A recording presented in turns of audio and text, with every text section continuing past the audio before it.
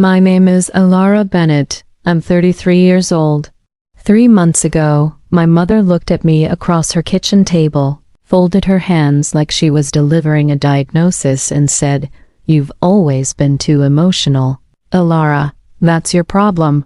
She said it calmly, softly, almost kindly, like she was helping me. That was the moment I stopped caring, not loudly, not dramatically, just quietly, permanently. But what happened 6 weeks later, when my parents realized I wasn't reacting anymore, that's when they understood something had changed, and they were not prepared for it. Before I tell you what happened, take a second to like and subscribe, but only if stories like this mean something to you. And tell me where you're listening from and what time it is. I always read those.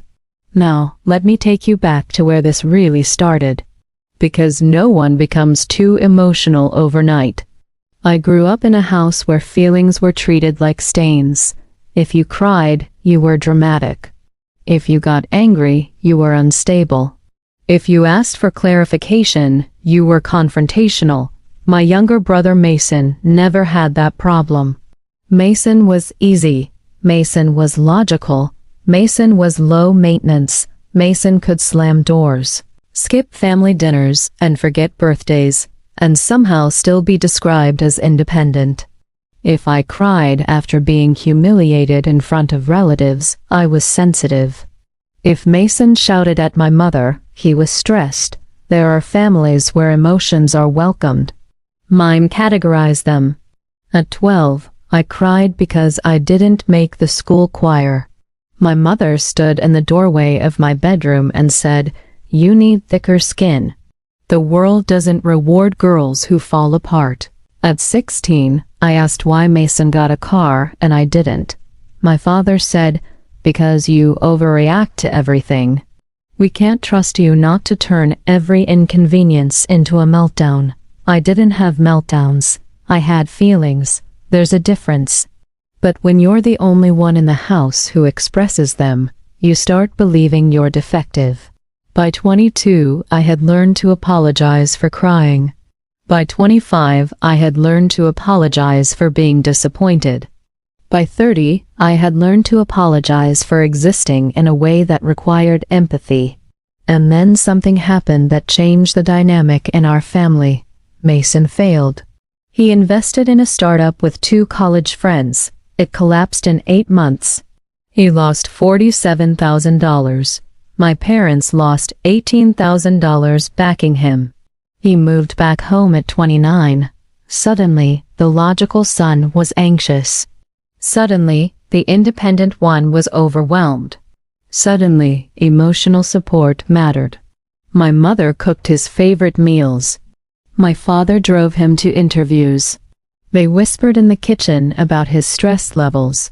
When I gently asked if he was okay, he snapped at me.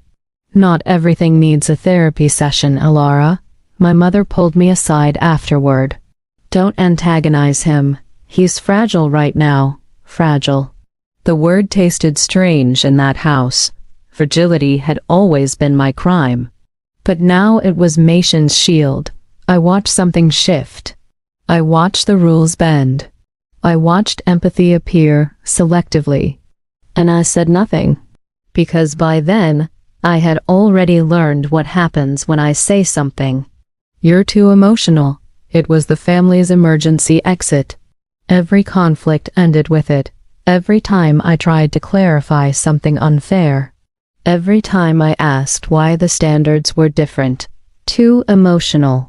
It shut down the conversation instantly. It turned my concerns into personality flaws, and slowly it trained me. Trained me to shrink. Last winter, Mason decided to start another business. This time, it was a marketing agency. He needed temporary support while he built his client base. Temporary turned into 3 months. 3 months turned into 6. My parents started pulling from their retirement savings. They didn't tell me directly. I overheard them one Sunday afternoon in the den. "He just needs stability," my mother whispered. "We'll manage," my father said. I stood in the hallway listening, and something inside me, not dramatic, not explosive, just observant, began connecting dots. When I was 24 and struggling to pay rent after a layoff, I asked if I could stay home for 2 months. My father said, "We can't enable dependence." I slept on a friend's couch for 9 weeks. But Mason? Mason got stability. Mason got patience. Mason got understanding. And I got labeled.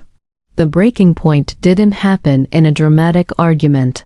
It happened over coffee. My mother invited me over on a Saturday morning in March. The kitchen smelled like cinnamon and fresh bread. She looked tired. Mason had apparently maxed out another credit card. "We might need to refinance," she said casually, stirring her tea. Refinance at 63 years old for a 31-year-old man. I set my mug down carefully. "Have you talked to him about getting a stable job?" Her eyes narrowed slightly. "You always assume the worst." "I'm not assuming. I'm asking. You're doing it again." "Doing what?" she sighed. "This tone, this intensity. You get so emotional about everything. It clouds your judgment." There it was, the phrase, the gavel. I felt something rising in my chest, the old reflex to defend myself, to explain, to clarify. But instead of speaking, I looked at her. Really looked, and for the first time, I saw it clearly. If I reacted, I'd prove her right. If I defended myself, I'd validate the label. If I cried, I'd confirm the narrative. So I did something I had never done before. I didn't respond. I picked up my bag. "I have to go." She blinked, confused. "That's it?" "That's it." I left her kitchen without slamming a door, without raising my voice, without explaining myself. And that was the moment everything shifted. Because I didn't defend my emotions. I withdrew them. Completely. You know what's funny? When you stop reacting, people get nervous. For years, I had been the predictable one. The one who would clarify. The one who would apologize. The one who would cry and then try again. When I stopped doing that, my family didn't celebrate the peace. They started testing it. Mason texted me 2 days later. "Mom says you stormed out. You good?" I typed 3 words. "I'm fine, thanks." No explanation. No justification. He didn't respond. My mother called that Thursday. I let it ring. She left a voicemail. "Elara, I don't know why you're upset. If I said something you misinterpreted, that's not what I meant." Misinterpreted. I listened to the message twice. And for the first time in my life, I didn't feel the need to correct the narrative. Because here's the truth I had just realized. They didn't want me less emotional. They wanted me less inconvenient. And inconvenience is only a problem when someone stops benefiting from it. 6 weeks passed. 6 weeks of minimal contact. Short replies. Polite distance. No emotional labor. No mediating Mason's outbursts. No comforting my mother when Mason disappointed her. No being the family therapist without the title. And then the phone rang on a Tuesday night. It was my father. He rarely called directly. "Elara," he said, voice tight. "We need to talk." About what? About Mason. About money. About something they had assumed I would solve. But this time, I wasn't the emotional one. This time, I was the quiet one. And quiet can be terrifying. Because when someone labeled too emotional stops caring, that's when the power shifts. And they were about to find out what that actually meant. When my father says, "We need to talk," it usually means one thing. Something is on fire. And they expect me to bring the extinguisher. I was sitting on my couch Tuesday night, laptop open, halfway through a presentation for a client. My apartment was quiet except for the hum of the dishwasher. I had just poured myself tea. My phone lit up. "Dad." I let it ring twice longer than usual before answering. "Hi, Dad." No warmth, no coldness, just neutral. He cleared his throat. I could hear the television in the background, muted. My mother's voice faintly somewhere in the house. "Elara, are you busy?" A little "what's going on?" A pause. "Mason's in some trouble." "Of course he is." I waited. Normally, this is where I would ask questions. Rapid fire, concerned, engaged. What happened? "Is he okay? How bad is it?" Instead, I said nothing. My father filled the silence. "He signed a lease for office space 6 months ago. We didn't know the full terms. And he's 3 months behind. The landlord is threatening legal action." Legal action. I took a sip of tea. "And what does that have to do with me?" Another pause. Longer this time. "Elara, it wasn't a reprimand. It was confusion." For years, that sentence would have been unnecessary. I would have already offered. "How much does he need?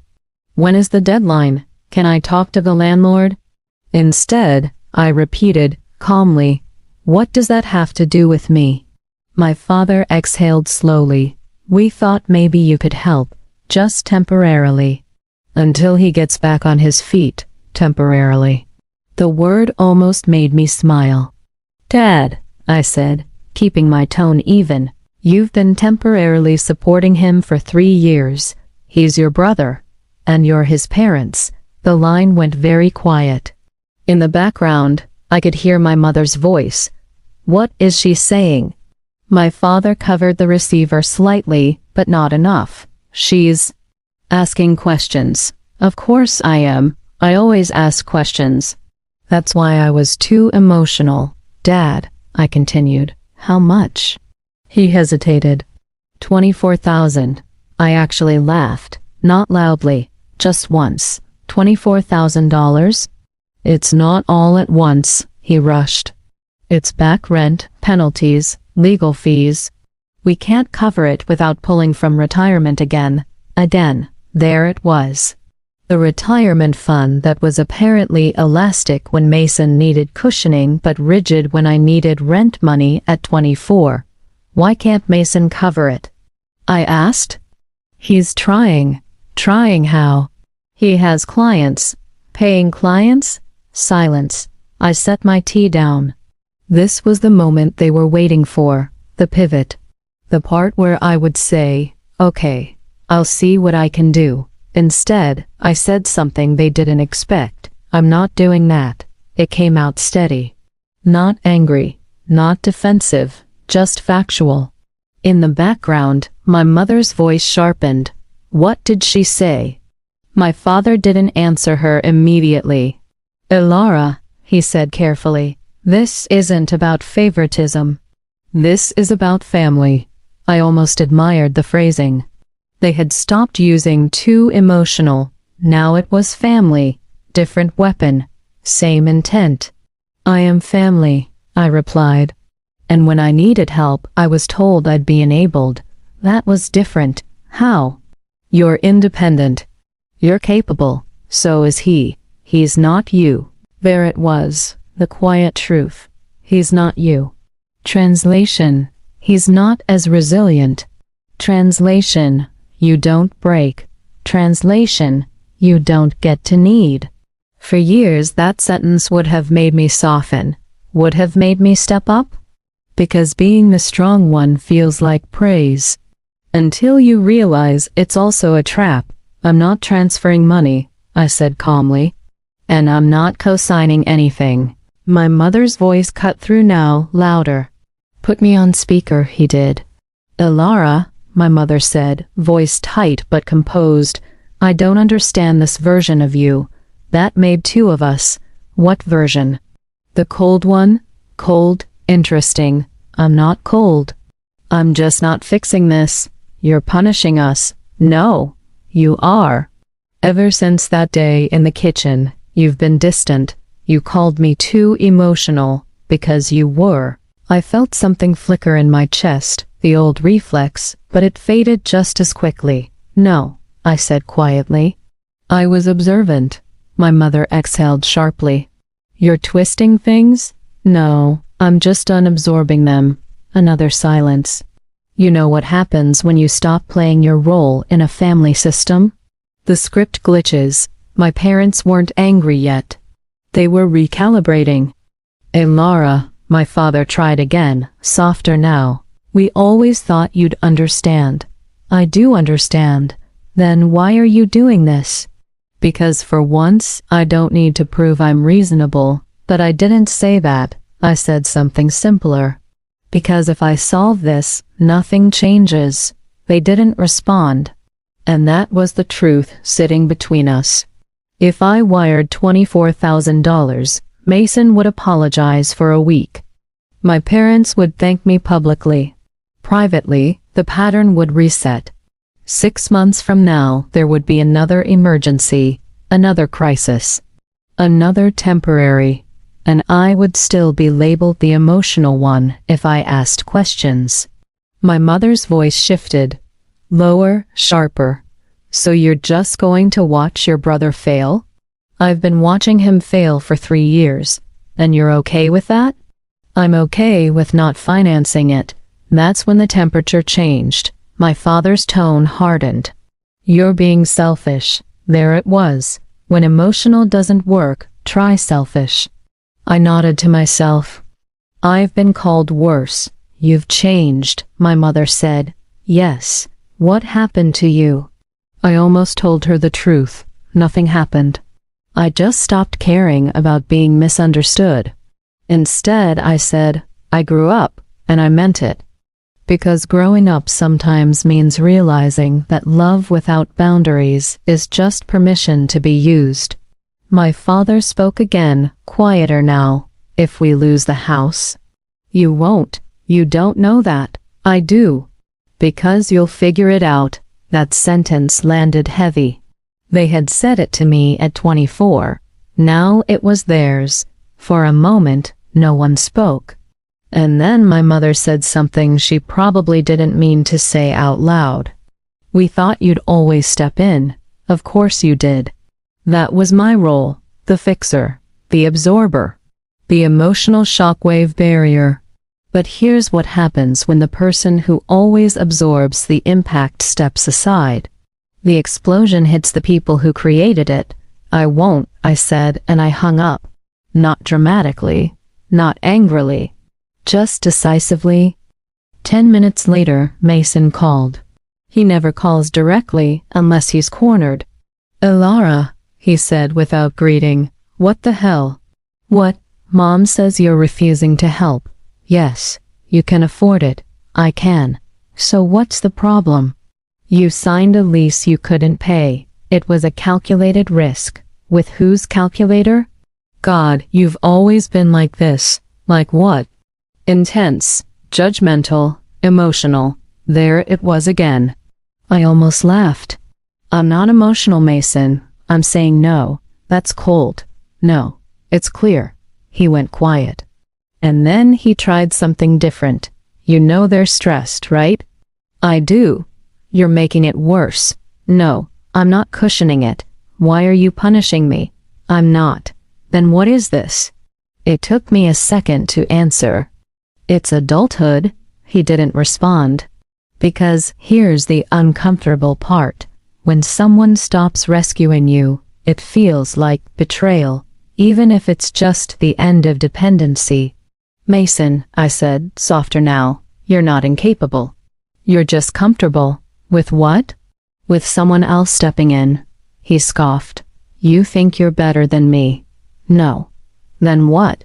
I think you've been protected from consequences. That silence was different. He didn't have a comeback. Because deep down, he knew it was true. You've changed, he muttered. Yes. Ever since Mom said that thing. She didn't change me, I said. She revealed something. What? That I don't need to keep proving I'm reasonable. He hung up without saying goodbye. The next morning, my mother posted something on Facebook. A quote graphic. Sometimes the people you sacrifice for are the ones who abandon you. I stared at it for a full minute. 4 comments already. Praying for you, Patrice. Family is everything. Some children forget who raised them.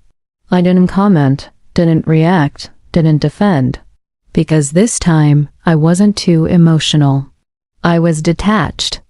And detachment is much more dangerous. 3 days later, my aunt texted me. Everything okay with your parents? Your mom seems upset. There it was, the ripple. This is what happens when you stop being the emotional scapegoat. The narrative shifts, and sometimes, the family needs a villain. Apparently, that was me now.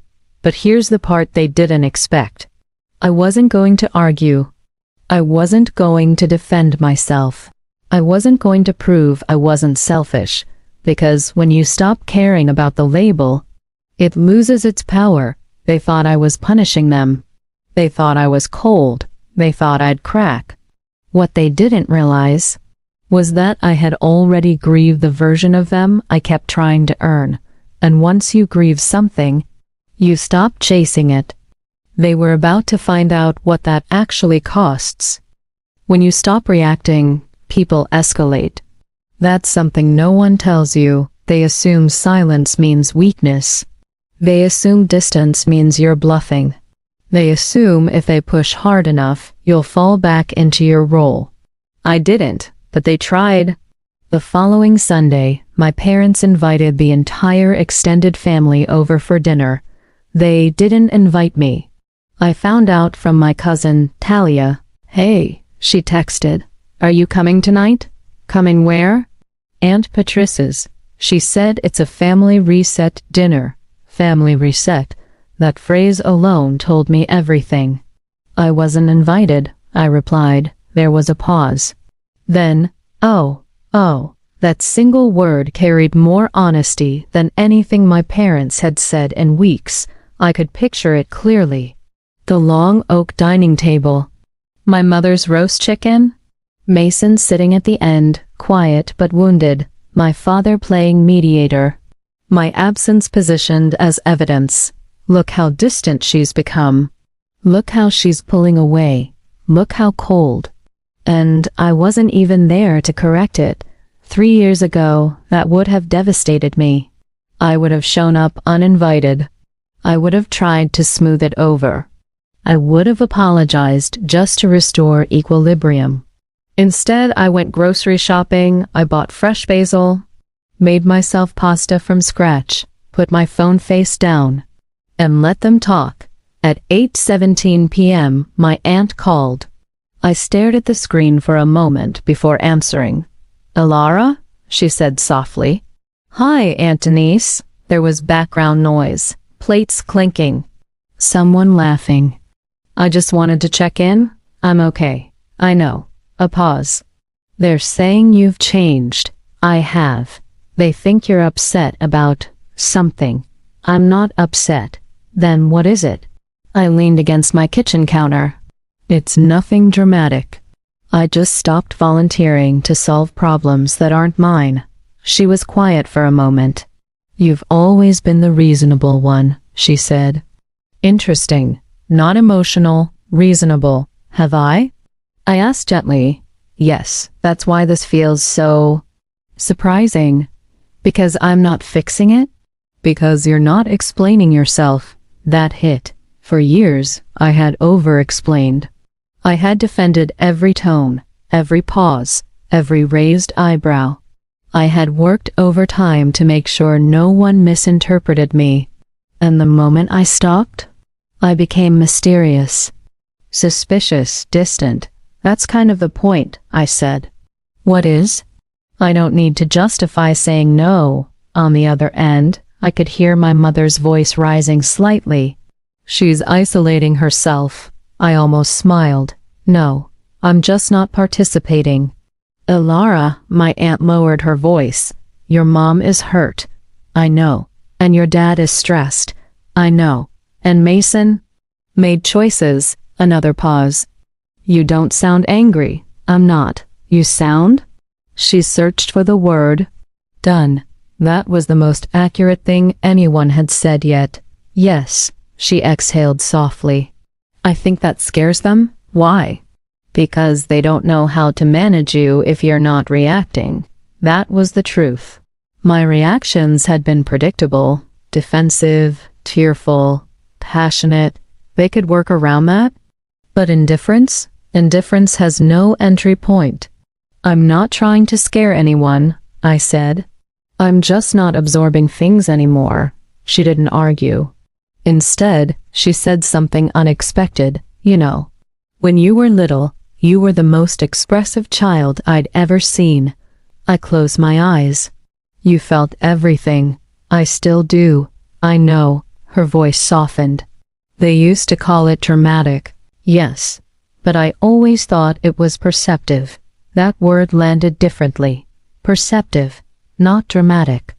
Not unstable, not too emotional. Perceptive. Thank you, I said quietly. Just don't disappear completely, she added.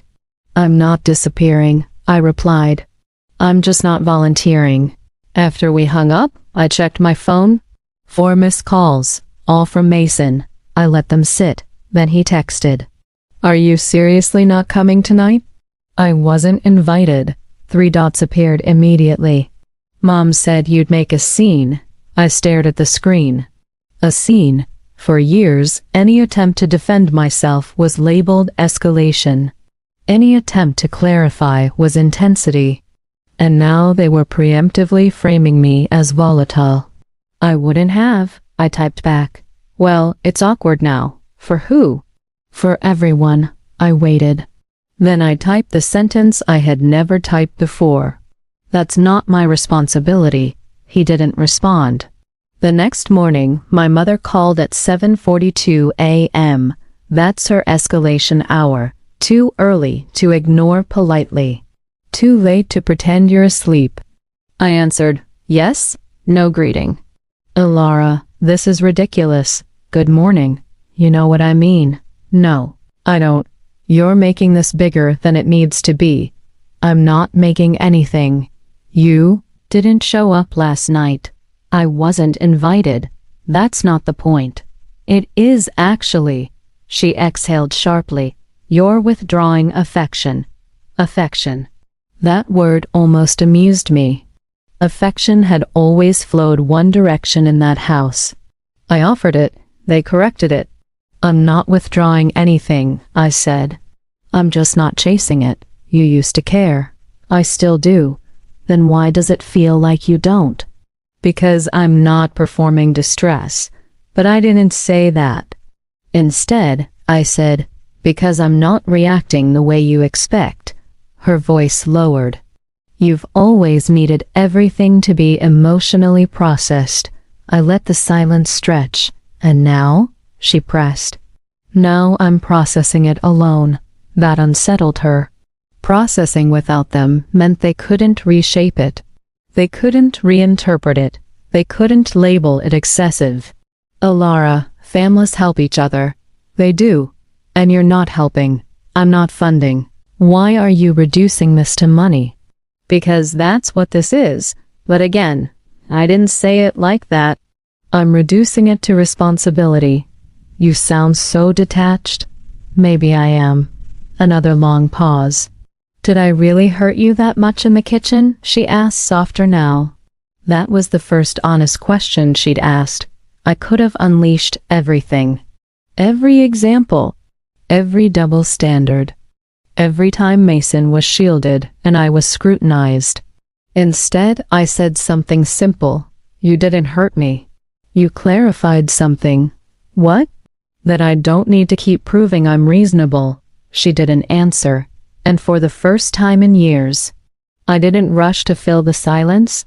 That week, Mason's landlord filed formal notice. My father called again. This time, he didn't ask for money. He asked for advice.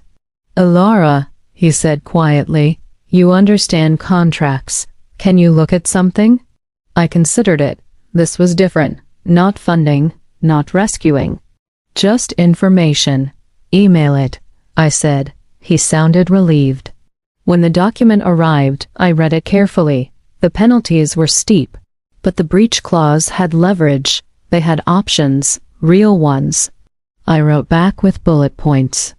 Clear, concise, no emotion. My father responded 30 minutes later, "Thank you. No guilt, no manipulation."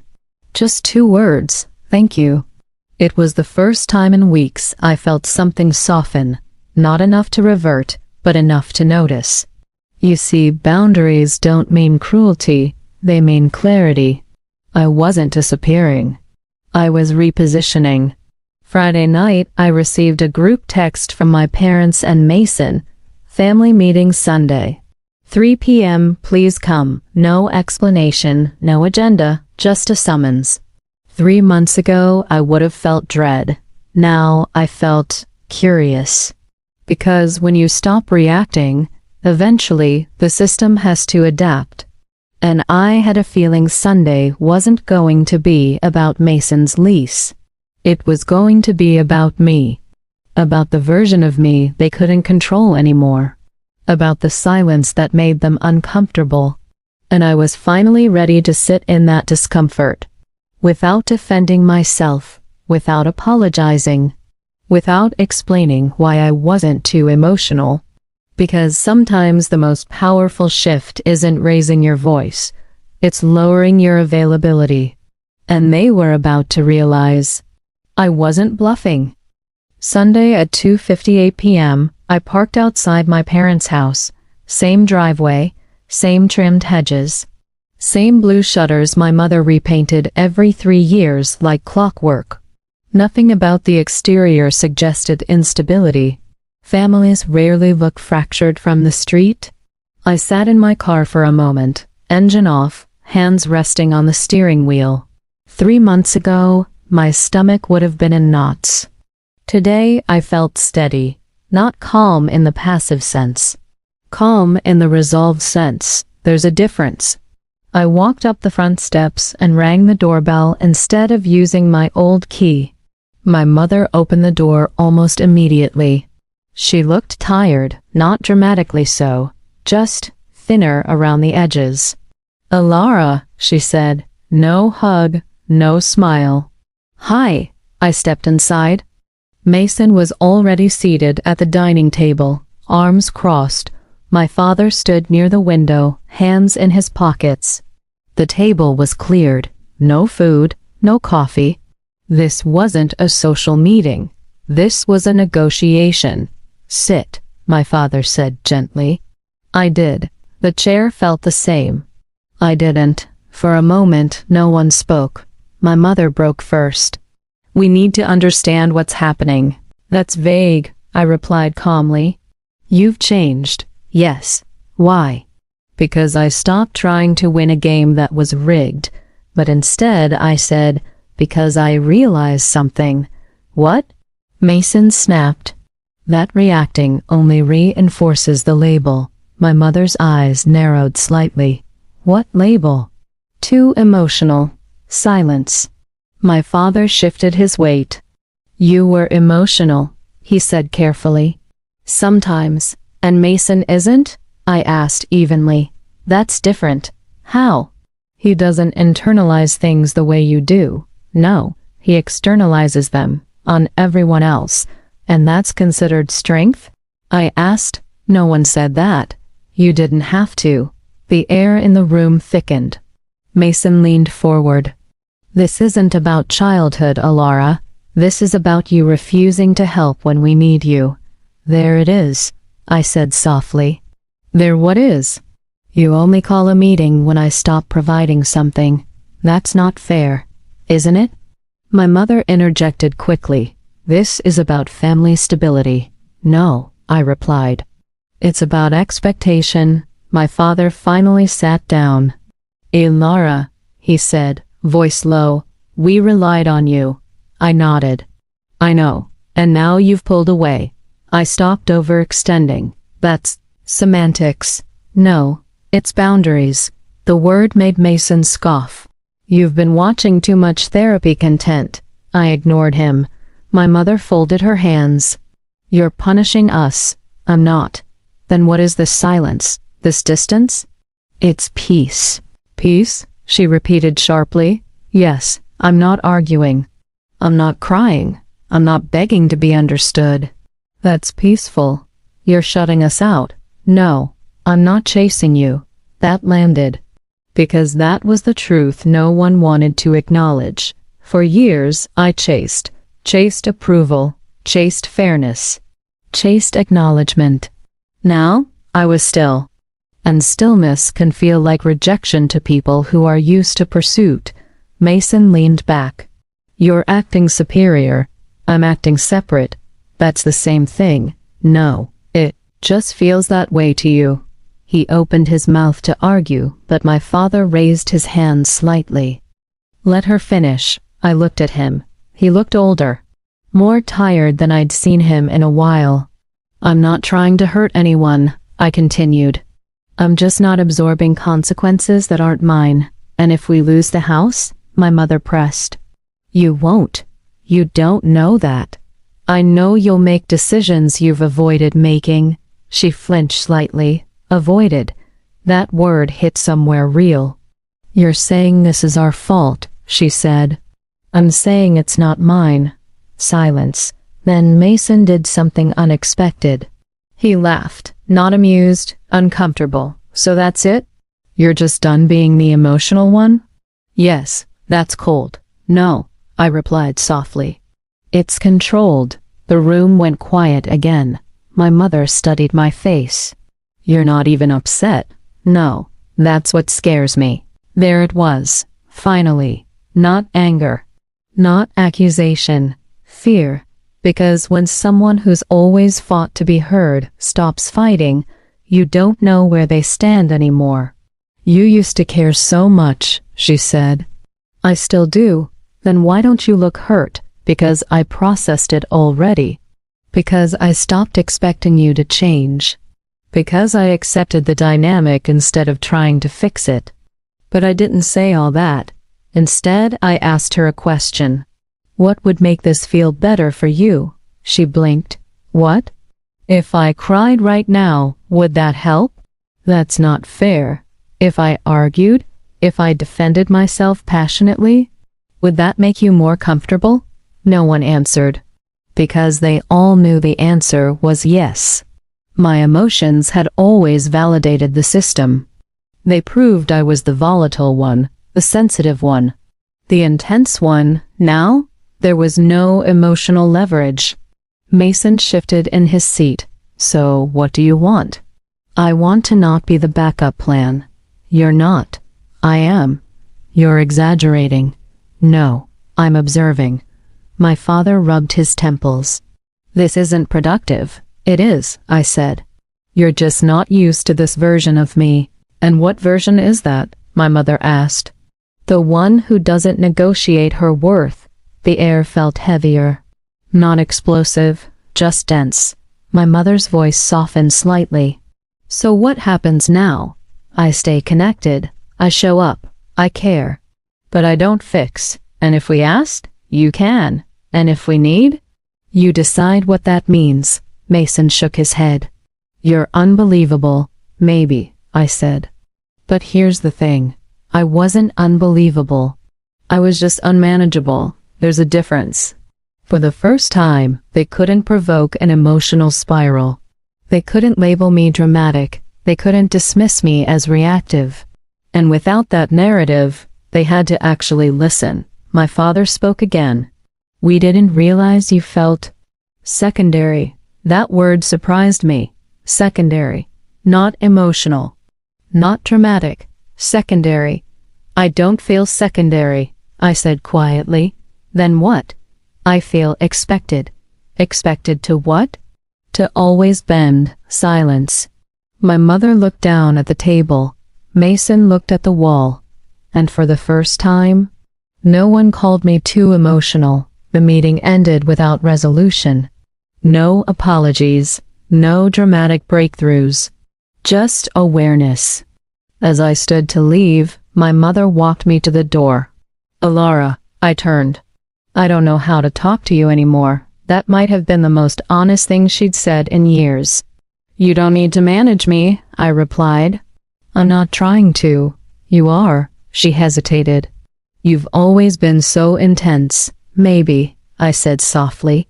Or maybe I was just the only one saying the quiet parts out loud. She didn't argue. I stepped outside. The air felt cool against my skin. As I walked to my car, my phone buzzed. A notification from the bank. Mason's landlord had withdrawn the first installment from my parents' account. Retirement savings, likely. I didn't panic. I didn't calculate. I didn't draft a plan. I unlocked my car, got in, and drove home, because this time, the consequences weren't mine to carry. And for the first time in my life, I didn't feel guilty about that. But what happened 2 weeks later, when something else collapsed? That's when they finally understood what too emotional had really cost them. 2 weeks after the family meeting, my mother's car was repossessed, not dramatically, not publicly, just gone. She walked outside on a Tuesday morning, coffee in hand, and the driveway was empty. That's how consequences usually arrive. Quiet, unceremonious, unapologetic. I found out because she called me. Not Mason, not my father, me. Elira, she said, voice thinner than usual. They took the car. I'm sorry, I replied, and I meant it. But my tone didn't change. There was no rush of adrenaline. No rapid problem solving. No, where are you? I'm on my way. Just steady acknowledgement. They didn't even knock, she said. That's usually how repossessions work. You're being very factual. I am, she exhaled. I thought maybe you'd have advice. I can look into refinancing options if you want. A pause. That's it? That's what I can offer. She waited. For what? I don't know. Maybe for me to say I'd cover the payment. Maybe for panic. Maybe for urgency. But urgency had always been my role. Not my responsibility. Your father doesn't know yet, she said quietly. Okay. I don't want him stressed. You might want to tell him before he notices. That landed sharper than I intended. She inhaled slowly. You're so composed. Yes. I don't know if that's maturity or resentment. It's neither. Then what is it? Boundaries. There was a long silence. Then she said something I hadn't expected. You used to cry when you were overwhelmed? Yes. I almost preferred that. I smiled faintly to myself. Of course you did. Crying meant accessible. Crying meant persuadable. Crying meant influenceable. Now, I was calm. And calm doesn't negotiate. I'm not overwhelmed, I said. No, no, you don't care? That word again. Care. As if care could only exist in visible distress. I care, I said gently. I'm just not absorbing. She didn't respond, because that distinction was new and uncomfortable. By Thursday, my father knew. By Friday, Mason was furious. He showed up at my apartment unannounced. I opened the door to find him pacing in my hallway. This is insane, he said immediately. Hi, don't do that calm thing. What calm thing? This detached thing. It's not detached. It is. He ran a hand through his hair. Mom's car is gone. I know. And you're just fine? I'm not fine. I'm stable. That's not normal. No, I agreed. It's new. He stared at me. You could fix this. Yes. And you're choosing not to. Yes. His jaw tightened. You know what this feels like? Tell me. It feels like you're waiting for us to fail. That accusation might have shattered me 3 months ago. Now? It just sounded like projection. I'm not waiting, I said. I'm watching. That's worse. Why? Because you're analyzing everything like we're a case study. I considered that. You're not a case study. You're adults. That's condescending. It's accurate. He stepped closer. You used to fight. I'm tired. Tired of what? Convincing you I'm not the problem. He went quiet. That hit, because deep down, he knew. For years, every conflict circled back to me, my tone, my sensitivity, my intensity. Now, there was no emotional flare to deflect toward. "You think I'm the problem," he said quietly. "I think you're protected. That's not the same. It feels the same when you're the one not facing consequences." His eyes flickered. "And you're what? Enlightened now?" "No, I'm just not volunteering." "For what?" "To be the cushion." Silence. He looked smaller somehow, less combative. "What if I fail?" he asked. "You might. And you're okay with that?" "I'm okay with you learning." "That's harsh." "It's honest." He stared at me for a long moment. Then he said something unexpected. "You don't look like you love us anymore." That sentence hung in the air, heavy, because love, in our family, had always been measured by sacrifice, by overextension, by how much you were willing to inconvenience yourself. "I love you," I said quietly. "Then why does this feel like abandonment?" "Because I'm not rescuing you?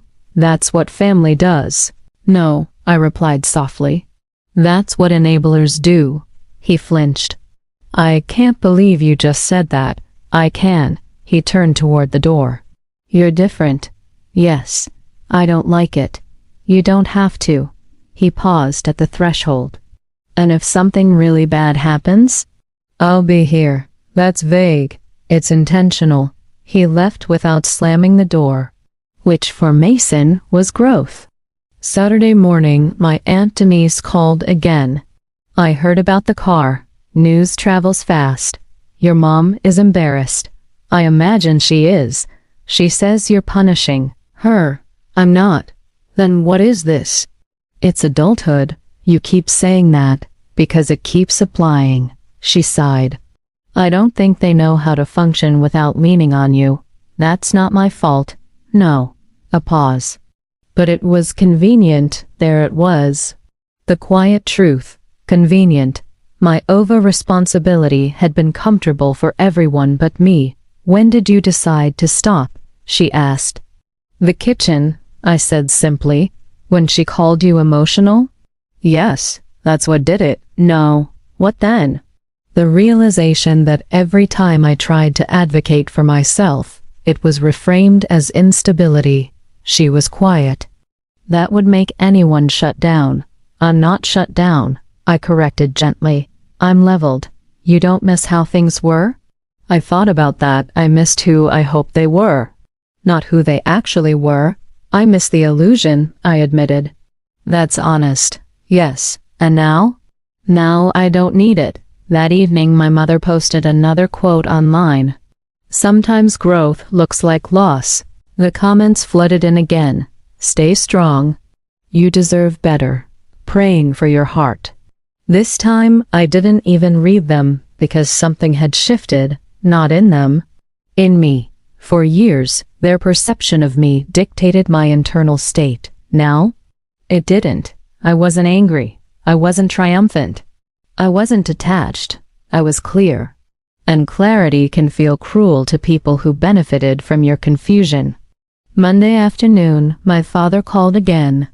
"Ilara," he said quietly, "we're selling the boat." The boat.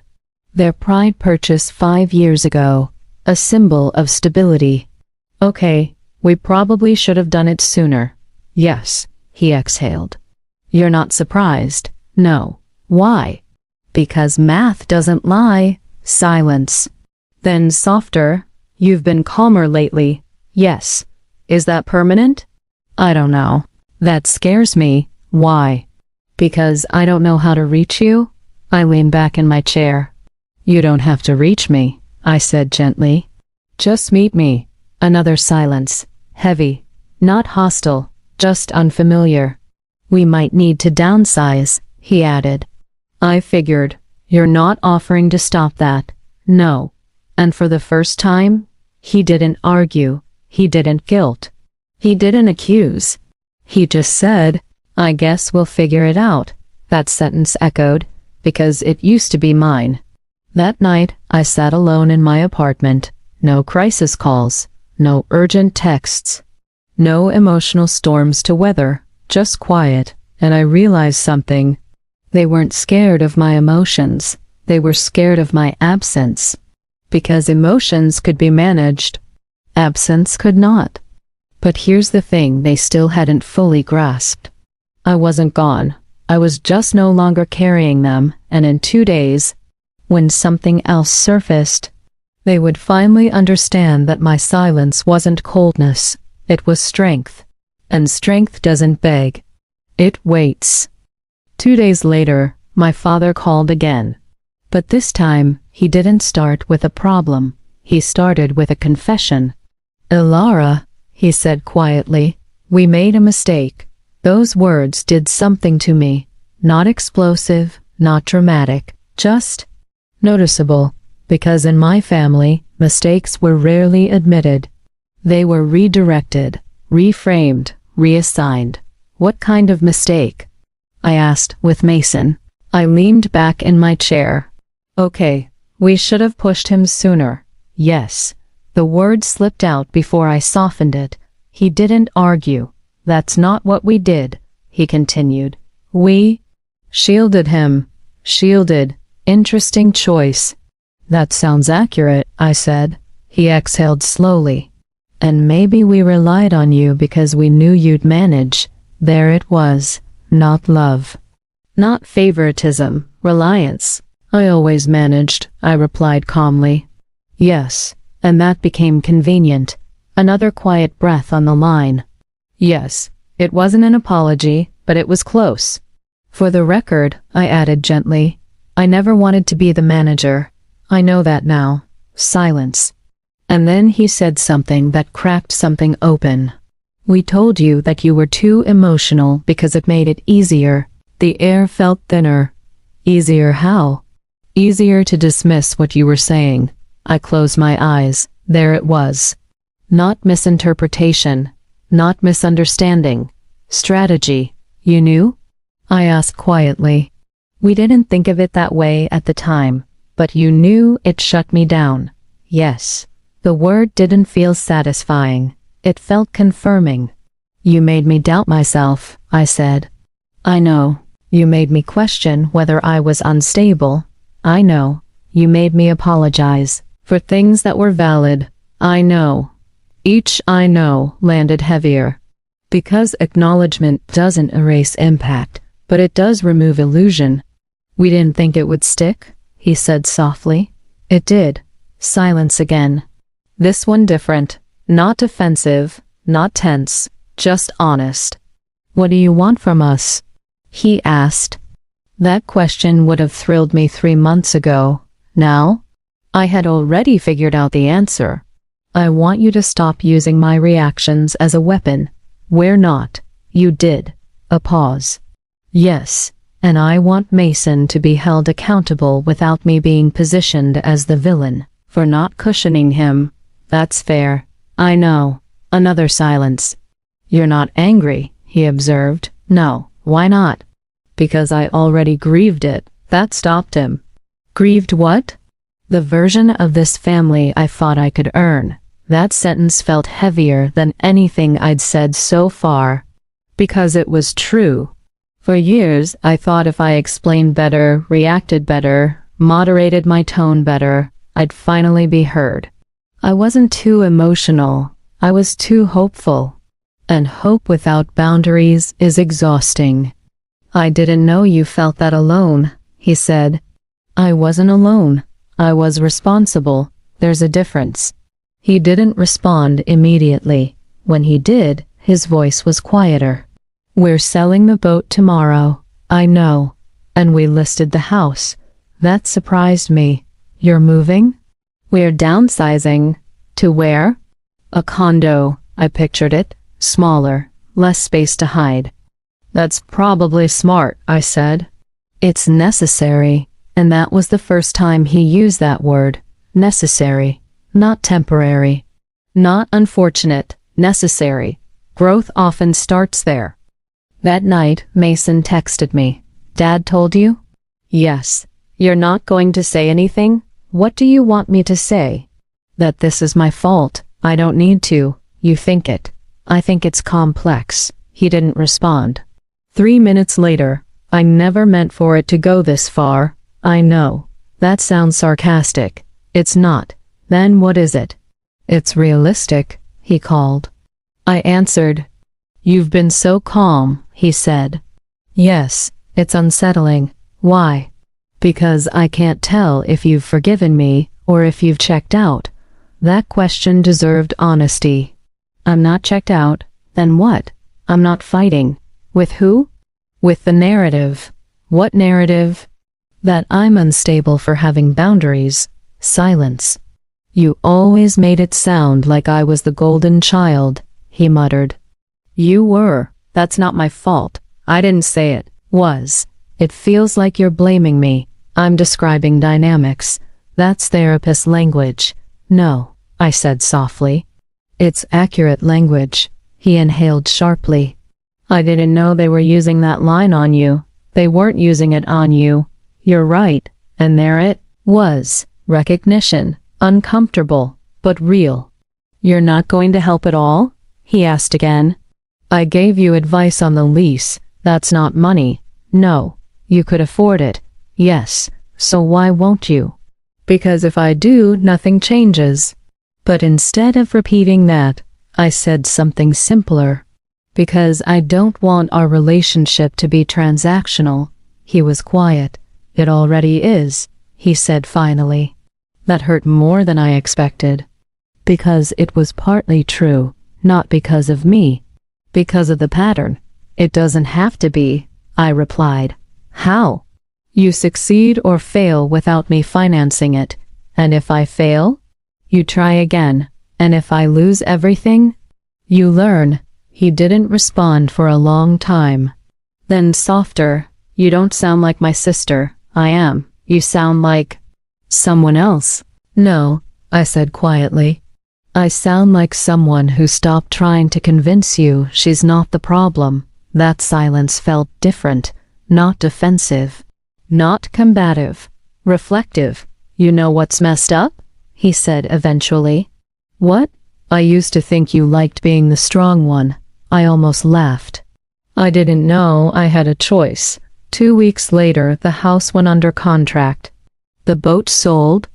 The condo paperwork finalized. Everything moved fast, faster than I expected, but here's the part that surprised me. No one asked me to intervene. No one asked me to contribute. No one hinted at a bailout. They adjusted.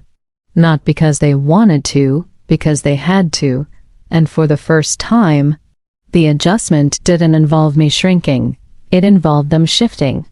On moving day, my mother called. We're almost unpacking. Okay. I found some of your old journals. That caught me off guard. Please don't read them. I didn't. A pause. You wrote a lot about feeling misunderstood. Yes. I didn't realize how often. I swallowed. That's okay. No, she said quietly. It's not. Silence. I shouldn't have called you too emotional, she added. There it was. The sentence. Simple. Unembellished.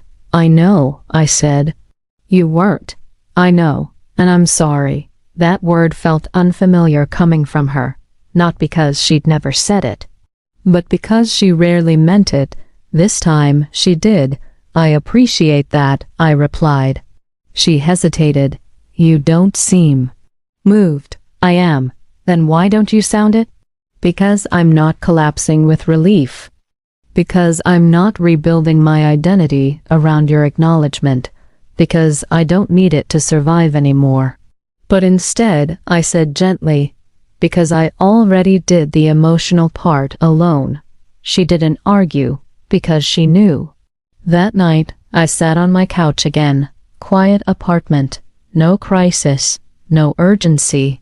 No pressure. Just space. And I realized something important. They thought my emotions were the problem. But my emotions were never the issue. My willingness to override myself for them was, when that stopped, the system cracked, and in cracking, it adjusted, not perfectly, not completely, but noticeably. I wasn't cold. I wasn't detached. I wasn't punishing anyone. I was regulated. And regulation looks like indifference to people who are used to your chaos. But here's the truth. I didn't stop caring. I stopped performing distress to prove I did. And that changed everything. A month later, Mason called. "I got a job," he said. "Good. It's not glamorous. It doesn't have to be." Silence. "You're not going to say, 'I told you so'?" "No." "Why not?" "Because this isn't about being right." "What is it about?" "Stability," he exhaled. "I guess you were." I smiled faintly. "Maybe. You're still my sister, right?" "Yes. You're just different." "Yes." And for the first time, he didn't sound resentful when he said it. He sounded respectful. And that was new. 3 months ago, my mother said I was too emotional. Today, no one says that anymore. Not because I stopped feeling, but because I stopped letting my feelings be weaponized.